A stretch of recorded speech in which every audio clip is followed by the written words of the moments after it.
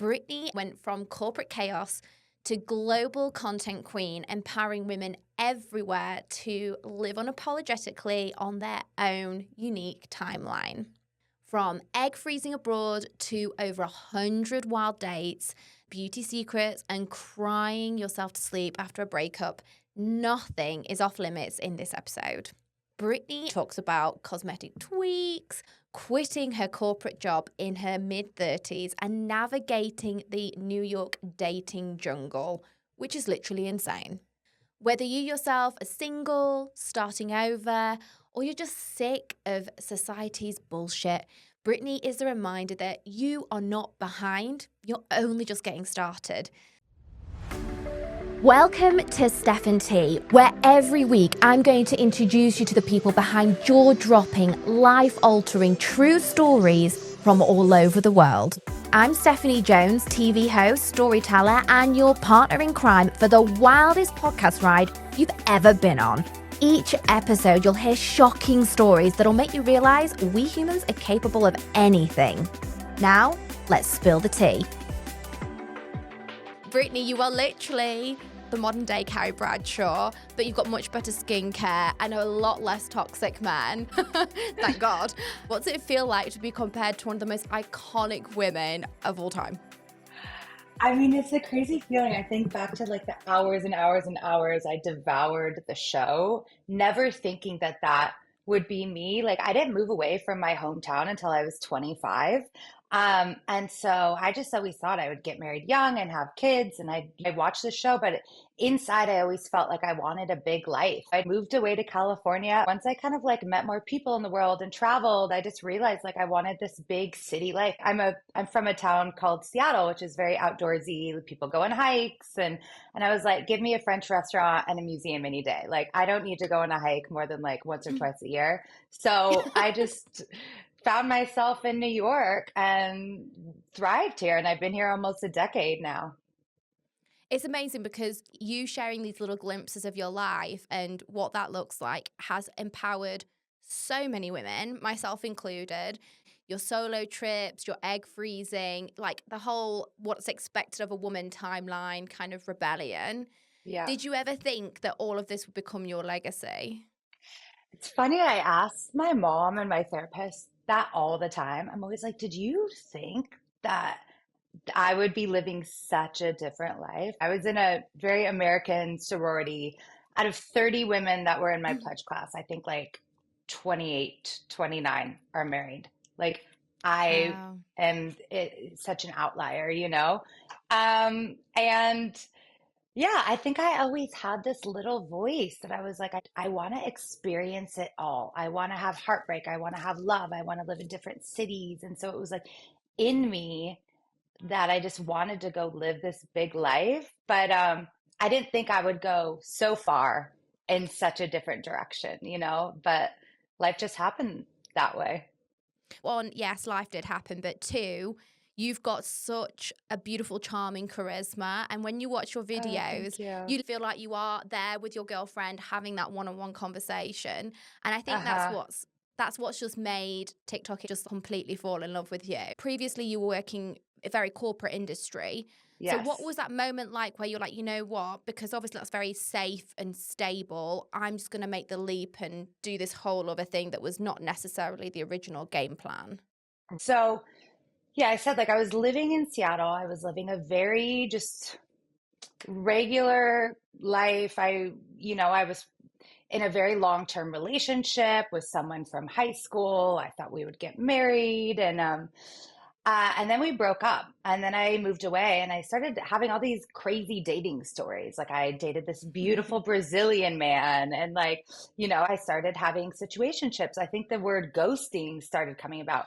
So then I started talking about dating apps and what that was like. So I kind of started talking about modern dating as it was evolving into what it Mhm. is now. Um, and yeah, I just always knew like, okay, I'm about to go live very crazy, unique experiences. I'm going to start writing Mhm. about it. So I just started on WordPress, and every Friday I was very dedicated and I would write these long emotional blog posts. And it was also just an outlet for me to understand my feelings. Like when I went through my bad breakup in my 20s, like I would every night I would just write. And then pretty soon I had like these 40 entries that I just put online one day and then just continued. I've been blogging for like 12 years, Yeah. 12, 15 years or something like that. And I got into tech living in San Francisco and I ran marketing for really cool startups. Like one was like Rent the Runway, where you could rent out your own clothes to friends and make money. One was a restaurant app. Um, but with startups, like it's your baby and you're putting everything you have into it, but it's not yours, right? And I always knew Hmm. like I have so much passion and like where do I put it? But like the influencer life and people making money from it didn't even exist when I was doing this. So I just Hmm. kind of kept going through the motions in tech and then it wasn't until really COVID where things got, I was really burnt out and TikTok came about. And one day I just was like, I'm going to make a TikTok. And it was just like on hair or something like a Olaplex review. And then it did pretty well. And then I just kept going. And then I was like, wait, I think I'm going to talk about love and dating and like the real stuff because no one else is in their 30s on this app. So Hmm. things just started growing. And then it was about 6 months into my TikTok journey where I started getting brand deals and things blew up. And yeah. Well, is there anything that from your old world or your old jobs that has followed you into TikTok and Instagram and being like an influencer? Yeah, it's actually really, I feel like you just like can't ever mess up your life. That is like truly my biggest motto. Like there are no mistakes. Even like I was fired. I hated jobs. Like I had so many crazy career issues. I remember even being like 32 or 33 and like I have this like blog post where I was just like crying and feeling so lost. I have no purpose. I'm never going to make money. What am I going to do in my life kind of thing. But I was running a men's gay dating app actually called Chappie. And it was all about helping men find relationships and love versus sex and hookups. And the founder there, his name's Ollie, we became really close. And so even though we moved on and the app shut down a couple of years later, he was still one of my best friends. So in COVID, he was like, "Hey, you are always saying you want a British husband. So come live with me in London. I have a big flat and, you can just hang out for a few months and travel." And so I actually ended up going there and I made a TikTok about being 35 and starting over and moving to London for the first time and like only knowing a few people. And that's really the video that went viral. And I was like, okay, this is a career now. Like, this is going to be my full time thing. So it all kind of was that weaving story. If I had never had that tech job years later, I wouldn't have met Ollie and then moved to London. And Was it freeing when you became a full-time creator and you're like, you know what, it's on me now. It's my gig, it's my voice, it's my decisions, or was it a little bit scary? it felt really good because I remember I had this job that I got fired from. It was like an email software tool company. It was so boring. The CEO and founder knew I just was like dying inside every day. I was just writing these blog posts about how to like write emails. It was so boring. And I remember him asking me, "Do you want to be a CMO? You don't really have a lot of like grit or drive." And I was like, "No, I do not want to climb the ranks of marketing or the corporate world." And he's like, "Well, what are you going to do?" And I was like, "I don't know." And I think at that time, I just kept thinking that I would get married by, my low 30s and like just be a mom or something. I'd just never hustled. And I remember him having this whole conversation about hustle and how I was lacking hustle. And for years, I believed that story, thinking, I don't have hustle. I'm just not a hustler. I don't have drive. I'm not hardworking. And then in this role, it opened up. And I'm one of the biggest hustlers I know. I think the whole story of why I'm saying this is like when you find the right thing, your insecurities go away and you can really thrive. And I feel like having my own business and having something that as much work I put in, I get output is such a beautiful feeling. When you're saying about how they were like, you're not a hustler. It just goes to show that wasn't the environment for you. It wasn't the place for you. And now you found your passion and your love. And that's what's just allowed you to flourish. You genuinely love what you're doing. Kind of my whole page is around like throw timelines out the window because things will happen at totally different times of your life, right? I didn't think that I would start really saving and being successful until I was like 37. And like I might get married at like 41, not 31. And so success looks so different for everyone. If you believe in yourself, it will happen. Absolutely. Part of all of your stories and things that you talk about is the fact that you've been on over 100 dates, right? We need Yeah. details. I need to know Oh what gosh. was, out of 100 plus dates, what was Uh-huh. the worst one? Oh God. So my 100 dates were probably more from like 27 to 35. These days, I'm like very, very picky at my time. I'm like, if I'm gonna get ready and even like have a drink, like that like impacts my day the next day. And I always was quite picky, but out of the 100 dates, that was horrible. Like one guy actually was so nervous that he went to the bathroom and he was in there for like 20 minutes. And I was like, oh my God, like, does he have stomach issues? Like, what is going on? He came back out and we had just got our first drink. It was very early on in the night. And he starts slurring his words. And like after we finished the first drink, this guy like cannot speak. And I'm like, what did you do? And he told me that he like took his Xanax in the bathroom because he was so nervous. And so he was so out of it, I had to walk him home and he lived around the corner and he like could barely hold himself up. He had drugged himself.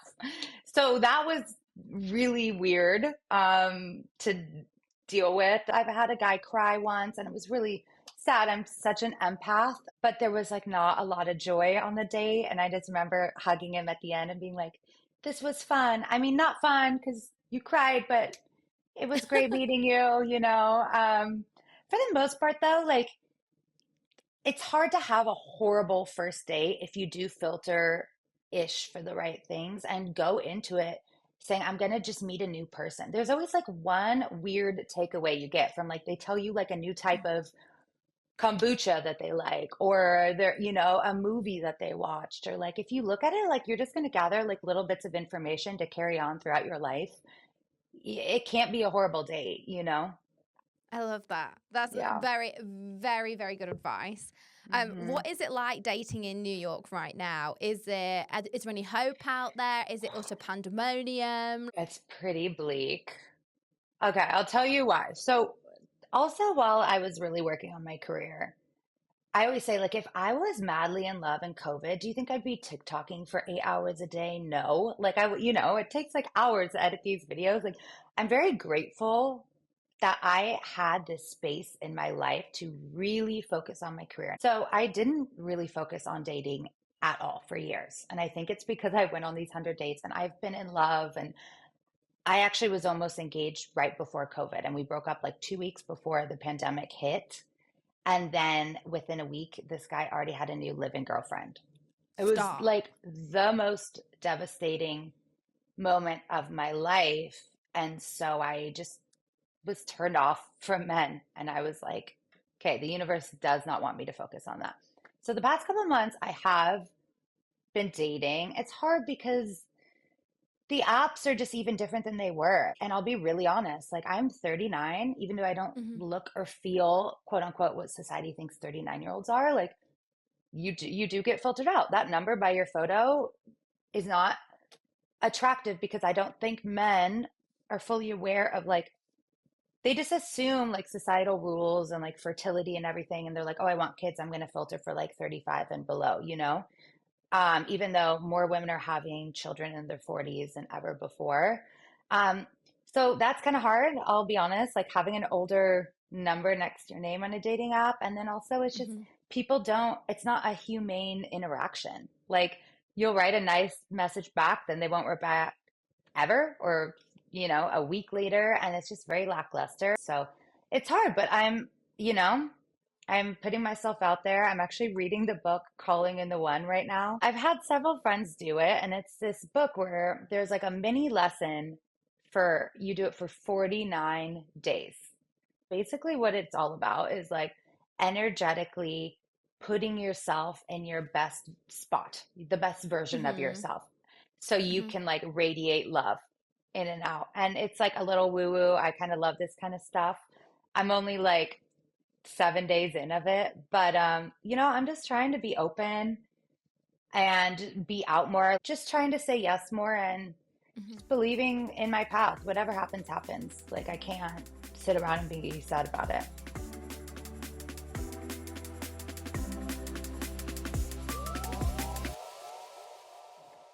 Talking about like being sad when you've gone on these dates and some have been good and turned into a relationship, some have been bad. Like, how do you personally like deal with heartbreak? Like the guy you just mentioned before COVID who broke your heart. Like, how did you overcome that, or what advice would you give to other girls? I don't know if there's like an exact recipe for heartbreak. When I always say I don't know a lot about like the right things to do with love, but I know all the wrong things to do because I've made a lot of mistakes or like I've learned a lot, right? Mm-hmm. It was Mm-hmm. COVID. I cried every single night for 6 months. I remember I was living at my parents' house for a bit, and my little doggy at the time would come in, and we would cuddle, and then I'd cry, and then I'd fall asleep. And I would say, like, don't let yourself be sad too long. Okay. I think I probably should have let myself be sad for a month, even 2 months, but like, you just have to move forward because life is so precious. And Mm-hmm. why do you want to waste 6 months of your life being sad? Things always, you always find out stuff later about this person you broke up with, and you're like, oh my God, I dodged a bullet. I feel like that's happened with almost all my breakups. And it's like, if you're already going to feel that I dodged a bullet, like, why are you wasting this time in your life being sad? Right. So I think the trick is just like getting out there, planning a trip for yourself, um, traveling, and just like moving on with your life because you can't change what happened. Talking about planning a trip for yourself. This is something that you've become known for with Hmm. your Me Moon movement, which is super iconic. Oh, thanks. Where did that idea start? What made you decide to be like, you know what, I'm going to go do a solo trip? I was living in London for the summer, and I saw a flight for like $90 from London to Venice, Italy. And I was like, oh, I've always wanted to go to Venice, Italy, but I can't go. That'd be depressing. What am I going to do? Like go on a gondola ride by myself? And then I was like, what am I waiting for? At the time I was 35, I was like, am I going to be 70 by the time I go to Venice, Italy? I have the time in the world right now. Like, why not go? And I went and I documented how to have this romantic time with yourself. And I called it a me moon, where you take yourself on a dream solo honeymoon without waiting for a partner or a reason.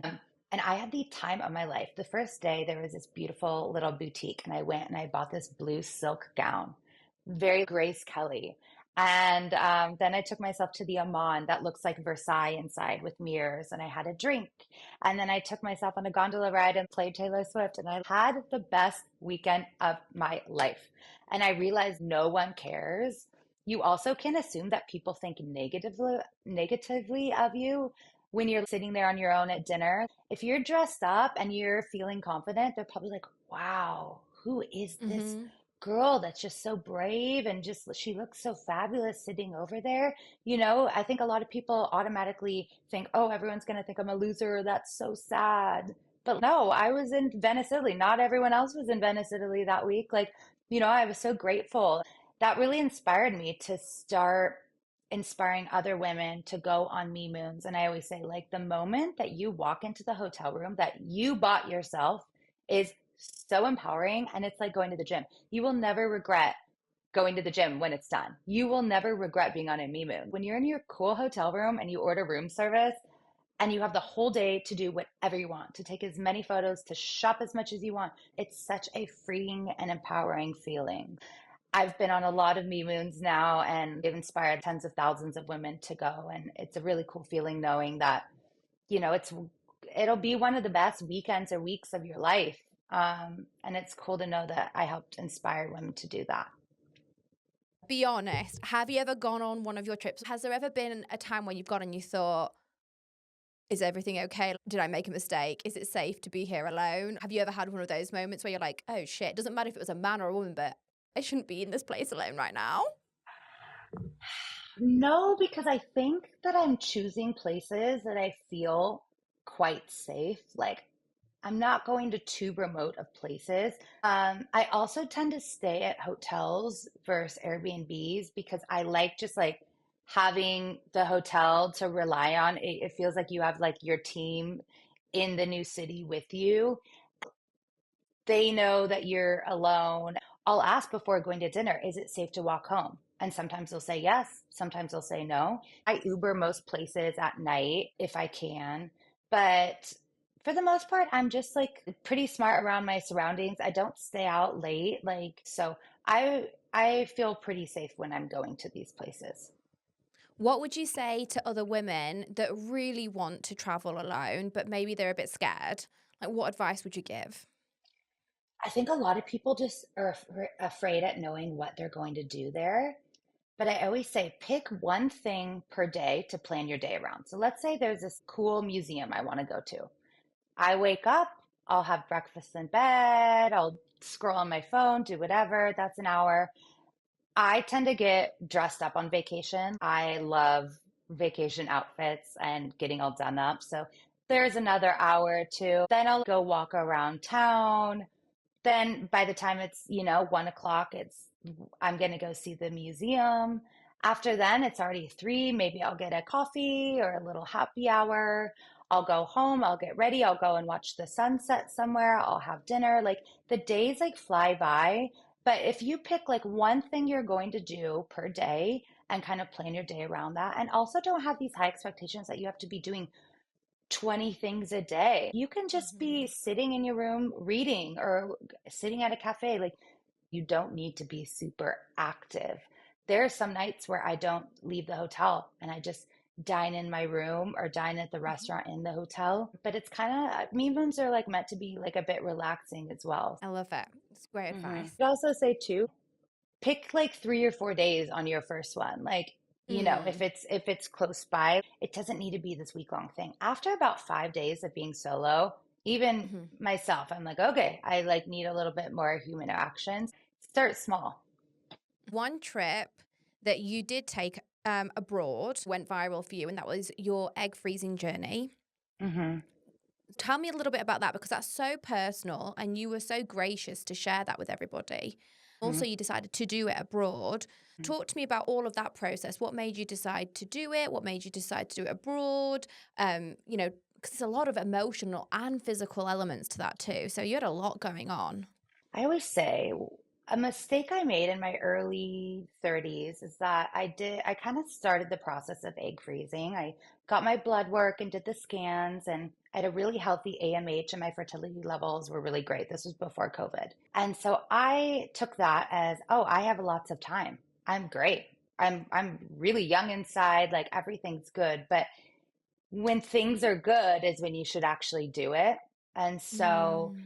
one of the reasons too was that I didn't have like $18,000 and I could have borrowed money from my parents, but I just was like, okay, if things look good, then I'm just going to wait and see how things evolve. And then when I was living in London one summer, I was like, okay, I want to do egg freezing this summer. So I'm going to go live with my friend Ollie and then I'm going to do it. I was already, I think, like maybe like 36 or so. Hmm. And my levels changed a lot. I don't know if it was getting COVID. I don't know if it was the vaccine, but my fertility, my periods were never the same after COVID. It was also only $5,000, 5,000 pounds. So maybe like 6,200 US dollars.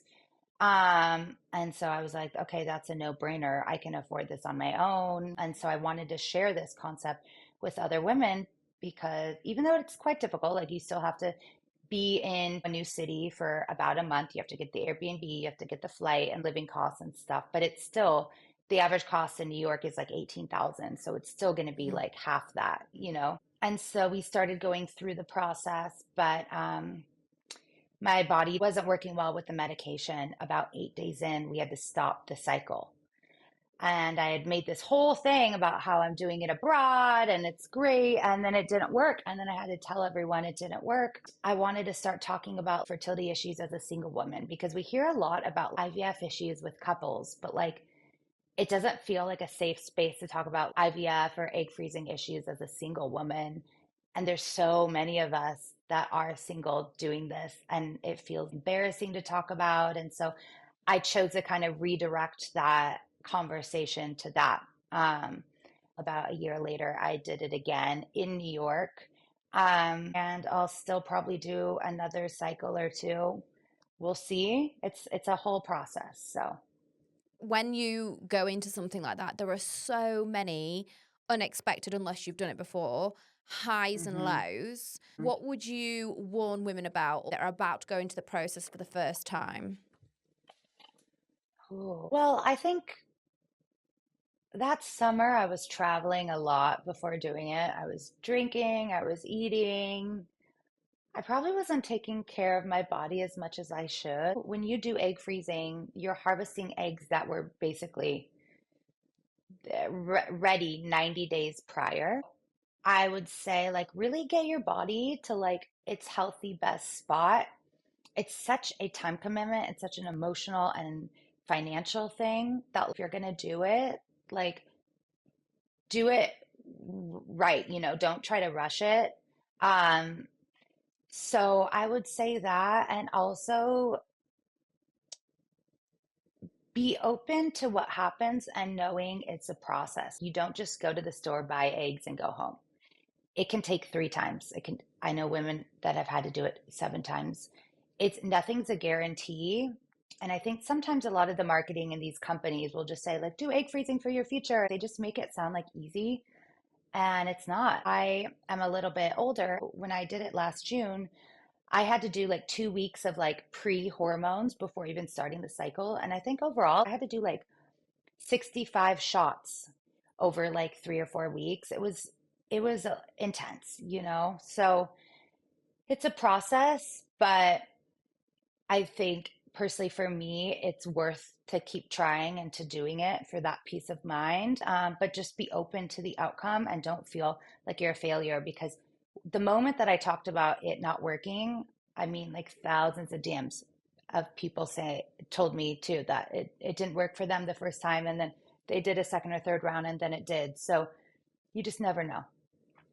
Yeah, just got to be positive, give it your best shot. I think a lot of women don't really realize how difficult it really is. Like you said, you are having to inject yourself Hmm. multiple times a day, set times, set hours. And like, let's not forget, you're injecting yourself with hormones. So it's going to affect you, Hmm. emotionally, mentally. It's a very vulnerable thing. It's very personal. It's scary. It's so expensive. I just think the fact that you shared it and you were so open and you did say, I've done this and it's not worked is incredible because I think it's an eye opener for people that are a bit naive to it, that just don't really realize how complex this process really is.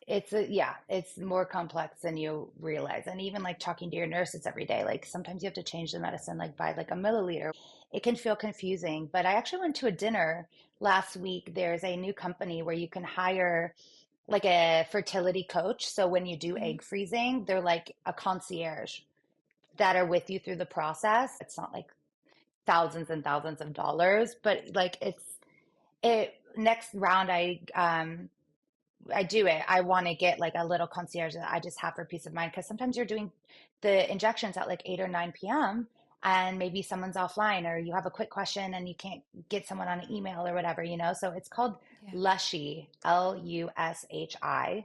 And if I were doing it the first time, I would definitely recommend just signing up and paying that little bit of extra money to just like have a little coach, in your back pocket.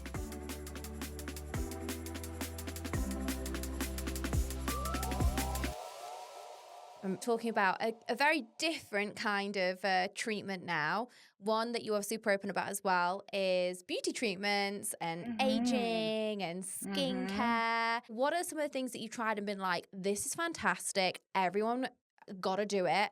And on the polar opposite side, never again, what was I thinking? God. My biggest skincare regret in life is just frying my chest. I wanted to always be tan. I have a type of skin where, like, if I'm in the sun for a day or two, even if it turns a little pink, then it turns brown. Mm-hmm. And so I did not focus a lot about any skincare health at all on my chest. So I tanned it. I never brought the serums down. I didn't start this until I was about like 36, 37, and it was just too late. Make sure you're also really using a neck and chest cream every day. If I started that at 30, this whole area would look very different. So I've done a fair amount of lasers on your chest, but once that skin is damaged, unless you're doing like a CO2 laser where it's just like thick peeling off that freaks me out, it's really hard to tackle. So I would say my number one skincare advice is a good neck and chest cream. I love this brand called Neostrata for that. But yeah, do that. Some procedures that I love. I tried Sculptra once and I got a very baby amount in my temples and then in my smile lines. This was maybe like 2 years ago. But if you are dealing with smile lines or you feel a little bit droopy, I really think that's a great product. And it's not really a filler. It's a biostimulator, so it helps your own collagen grow.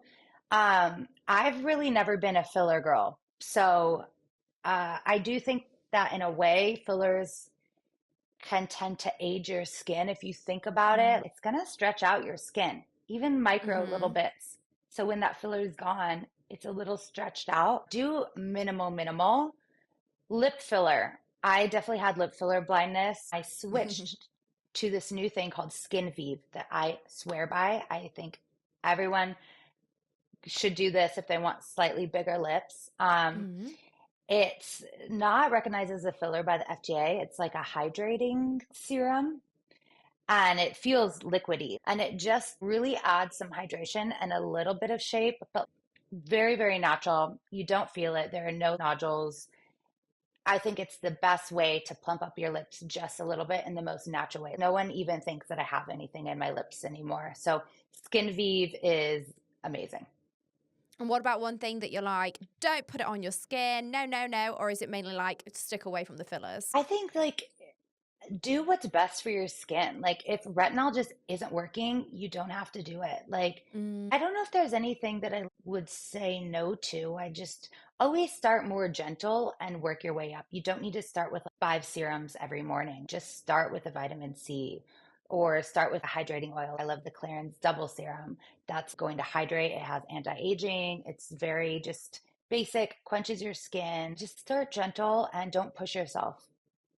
good advice. I know like retinol for me is fine, but vitamin C, my skin gets so dry. It's crazy. I'm like, what happened? But like weirdly Mm, retinol, it's like fine. So like, yeah, like yeah. you say, just trial and test like what's good for you. I love shopping at Sephora because like you can just return no questions asked. So if you want to buy a new serum or two, it doesn't work for 2 weeks, then you can return it. I think that's a great policy that they have that you can really start to learn how to kind of craft your own skincare routine. What's your holy grail product that you're like, I cannot live without this? This is no matter what, it's always getting replaced. I really love the Clarins Double Serum. I think Me once too. you It's try that, you're amazing. like, crap, because it just quenches your skin. It It's just the does. best priming base. I only use it in the morning. There's this mask by a brand called Noble Panacea. It's a very luxury line, so it's quite expensive, but it's basically the equivalent of going into your like esthetician's office. It's called the overnight Mm. mask. And it's time released and it does all these things while you're sleeping overnight. So it exfoliates, then it hydrates, and your skin, it feels like you have just done a facial. I've never had better skin. So before every trip, before every like really special event, I do the overnight mask by Noble Panacea and it's almost better than a facial. And so if you break it down, like, yeah, it's $30 per mask, but like it's for special occasions and I think it's the coolest product on the market. I might add to cart immediately the minute this is over. It's worth it. You've been super honest about friendships and something that's really hard, sometimes even harder than a heartbreak, is a friendship breakup. Ah, yeah. And when you grow apart from somebody, and it's something that I feel isn't spoken about anywhere near as much, even though I think it can impact your life so much more. What have you learned in your 30s in regards to friendships, either breaking up or growing apart, and dealing with that? Yeah, it's really hard. I've had some friendship breakups in the past couple of years even, and I think there's like basically three pivotal moments in your 30s. You've just turned 30 and you're like a little scared, but like you're still in this exciting time where you're like, I'm a woman now. You feel like you have your shit together a little bit. Hmm. And then you get to your mid 30s and you're like, okay, like I really know myself, but my priorities are starting to change a little bit. Maybe you're going out less or you have less energy or like you're in it with your career, whatever it is. So I realized when I was around Hmm. 35, my friendships started changing because I was changing a lot. I became more introverted. I didn't want to go out as much. And I still had friends. You kind of have friends that go in two different directions. They still like Hmm. keep partying or they don't. And so I found kind of things were changing. And when you're in your late 30s, it's almost like you've like been rebooted where you're like, wow. I don't want to say your youth is over, but like you're just at a different point in your life. Other things make you happy. You're like happier for the slower paced things in a way. And you just like really want quality. And I think that you also become very aware of your emotions, maybe being an empath too. I just wanted to be around people that brought me joy. And you Yeah. also have less time in your late 30s, at least. When you're in your early 30s and you're living in New York, everyone's going out every weekend. We're all kind of on the same page. But I travel a lot for work. I sometimes I only see my best friends in the city like 2 or 3 times a month. Um, and so my time is all about quality. And then in terms of friend breakups, you just have to really think, is this person bringing me joy? I had, a friend that I felt stressed out every time we hung out. I felt every conversation was 95% about her life. And it felt exhausting. And it's not to say that we won't be friends again, but sometimes you just need a break as you're evolving. And I think that's Hmm. fine. I talk to my therapist about this a lot, and I'm like, I'm exhausted. Like, so many people have moved away from New York because living in a transient city, people are in and out. And I'm like, I've already made all my friends in life, but people keep moving. Do I still have to make friends? And my therapist, she's 67. She was like, Brittany, I still make friends. And I'm like, what? So you have to do this until the day you die, you have to keep making friends. And she said, yes, that's a happy life. And it's actually fun because you want to find friends that are on a like-minded journey. And so, Hmm. I might meet one of my best friends I'll ever have in my life at 50 because we're in a certain Hmm. spot in our life.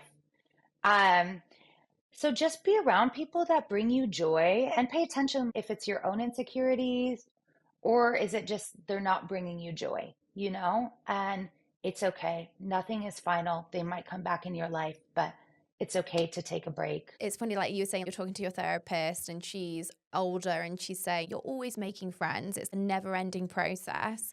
Do you find it harder to make friends as you get older? Or do you think you're just more focused on finding better quality connections or the people that really align with where you're at now in life? I think it is harder because it's a time thing. They say that you have to spend like 70 or 90 hours with someone to even be a somewhat close friend. So when you're older, you have less time. So that's very hard. The friends that I talk to on the daily or weekly, they are kind of my older long-term friends. I think it's harder and you have to put more work into it, but I also think that you have different expectations. If you find a new best friend, you do, but also just being around people that make you happy. It doesn't need to be the deepest friendship you've ever had. It's like find a like-minded friend that likes the things that you like to go do and Mm-hmm. be grateful that you've met a really awesome human, you know? That's really cool. Talking about hmm a super awesome human, that's your auntie. She's She said, fabulous. yeah, and Oh, Pam. love her. What's her story and what's it like having her as your sidekick in content?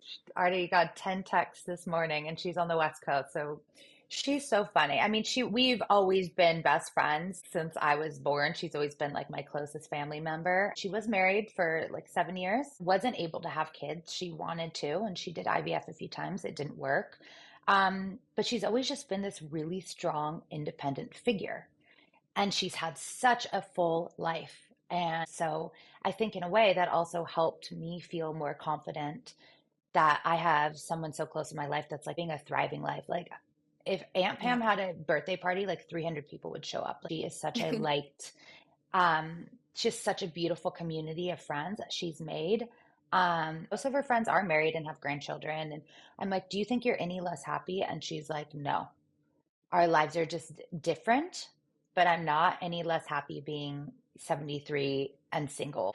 She's great. She's just an icon. We started traveling and making content together. And so now she has her own page, 70 Waves, and I'm 30 Waves. Just so much life advice. And she just wakes up every day so happy because I think at that age too, you have friends that pass away and you've just seen so much that if it's like you have your health and you're waking up that day, she's the happiest person I know. What does she think then? Like you say, now she's got her own pages going. What's she like with all the internet chaos and her newfound fame? It's cute. She thinks it's very like takes it very seriously. Like every comment, like she has to get back. It's like a newfound hobby for her. And she's like always saying when you get older, you need your brain to be sharp. She's learning how to post stories and do voiceovers. It's just this fun, like new life that she's getting. And so yeah, she's just talking about like the reality of like aging, like what happens when you go through menopause and being a voice for an older generation and like just the realities of beauty and womanhood. And I think it's so important to be sharing that, so I'm very proud of her. You guys are literally the perfect duo. You're so lucky that Thank you've got like this you. infinite resource that you can like tap into, who has got your best interests at heart. And like, Yeah. hey, it's like an idea of like what's to come, what life could be like. And it sounds as though it's pretty fabulous. Yeah, it is really cool. She always says too that her favorite decade was 50s. And whenever I meet women that are a little bit older, I swear to God, everyone says 50s. Mm. And I'm like, that was your happiest decade. Like, wasn't your hot 30s? She gave me this advice that like 30s are really like the comparison years. Like, who gets the house first? Who has the kid first? Where are you at in your career? Like, 30s are overwhelming. We thought 20s were overwhelming. 30s, even more. It's the comparison years. Then 40s, whatever kind of happens in your life starts settling.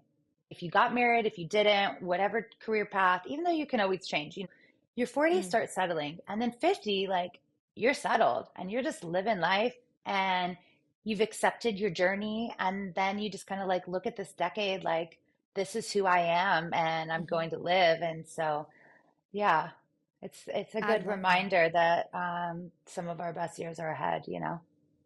Every decade you learn so much. Life continues to evolve. And when I ever think, would I want to go back then? I'm like, no, I'm actually so much happier now. So Mhm. I do think Yeah. it's so true that it continues to get better. And maybe you just have a more defined sense of self. Your confidence is more, you know what you do and don't want, or who you do and don't want to be with, whether it's relationships, Hmm. friendships, work, career, whatever.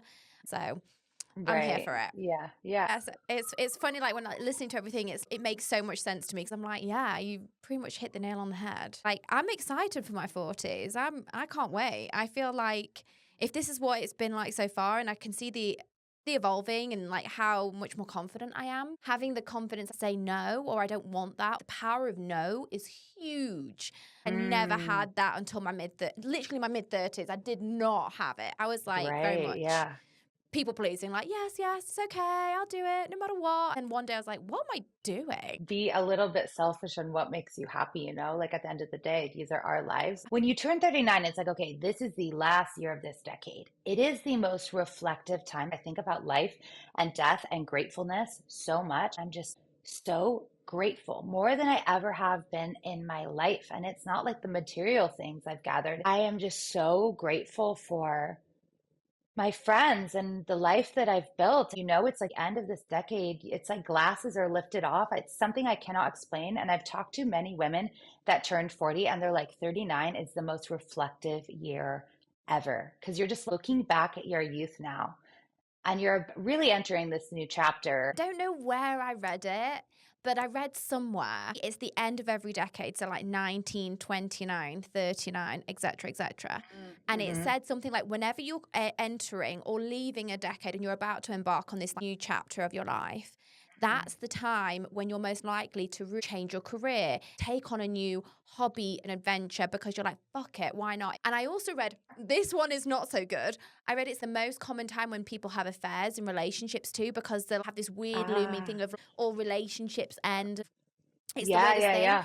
And I do think it's that subliminal thing, like you say, time is moving, time is fleeting, things are about to change, and really embracing whatever it is that's going on in your life at that moment, or what it could be, And shaking it shaking up. things up. Because if you felt stagnant about certain things in your life the past couple of years, you're like, what am I doing? It's the realization year where you're just like, I've been unhappy for years doing this. Why am I doing that? You know, it's almost like a little gift. What are you going to do with this? You have the superpowers to like make your life how you want. You've built the best community of young women and men that live for your advice and how everything's unfolding for you. If you had one message or one bit of advice for them, what would it be? I would truly say that you have to ruthlessly believe there are no mistakes in life.